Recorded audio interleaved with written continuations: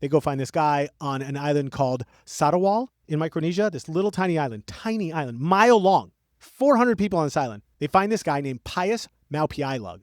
His nickname was Mao. Like I said, only 6 people living. They found the one guy in one of these islands. Okay.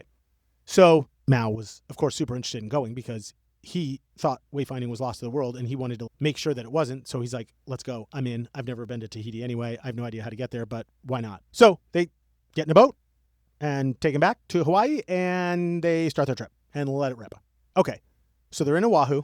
They've got their navigator. Everything's ready to go. And right before they leave, some Hawaiians were like, yeah, okay, dudes, how do you plan on finding Tahiti if you've never been there before? And no one's been there in 600 years, obviously, like this way, right? And he said, this is what Mao said, and I quote, this is why I like doing all my research shit. This is so cool. I trust the teachings of my ancestors. I am courageous because I have faith in the teaching of my ancestors. The concepts and my faith in my ancestors are what is going to take us there. It's amazing. Fuck, dude, cold-blooded steel. Love it. Like a badass. Like, do exactly what he's doing. So apparently, Mao had memorized 150 different stars and their patterns and their exact location in the sky every night. So as soon as they set sail, at sunset, he'd pick a star on the horizon. They called it a star house. I don't know. That was new to me. And they would set course by it. And then when that star arced too high in the sky, so like it didn't work anymore for them, it was going like the other way, then he already had his next star picked on the horizon and he would follow that one all night long as the earth was rotating. He was doing this thing over and over and over. Just to pause, like if you think about that, He knew it should exactly- blow everybody's I know. mind. Memorize a star map, Yes. knew how to follow the stars, Yes. knew what came next. Oh, there's so much more and shit. with the rotate, like There what? is so much more shit than this. Check this out. So, because in daytime you can't follow the stars. Right. So, what would he do in the daytime? You ask. Of course, right? This is amazing. to me. Follow the sun. So back to Moana. Remember how they dipped their hand in the water? Oh. Yeah. Okay. So by the feeling of the water, they would count time. This is incredible.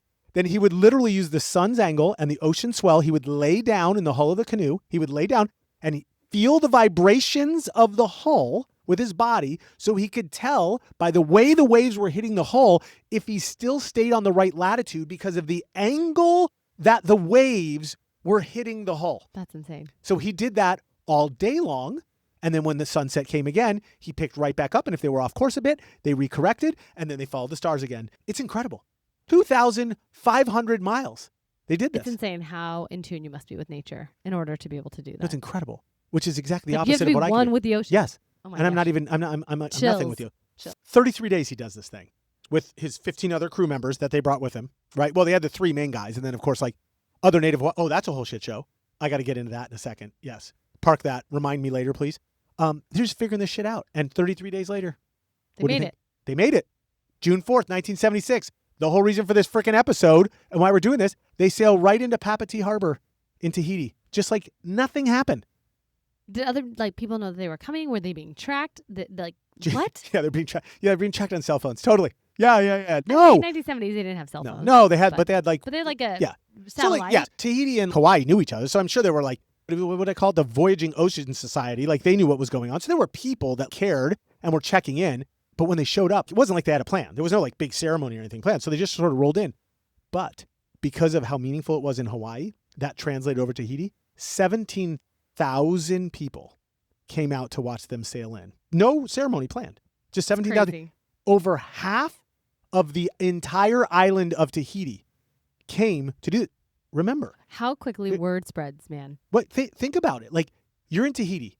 You know there are 6 wayfinders left in the world. Not in Tahiti. Remember you were saying how, like, it gets passed down generation to generation. Tahiti had all of the elders that were still telling the stories to the younger generations about the names of their old wayfinders in Tahiti, the canoe names of. They had such a, connection with this. And when they saw that somebody did it, I mean, imagine the emotion. I mean, they must have been breaking down crying that, like, even though this person wasn't from Tahiti, the fact that they just did it again and it came back to life must have been incredible. It hadn't happened in 600 years. How many generations is that? That's a lot of generations. Hey, thanks for listening. If you like this content, subscribe, leave a review, and share with us your episode ideas. We'll pretend like they're ours and pass them off as our own. If you like this short and want to watch another, click here. If you want to catch a whole episode, click here.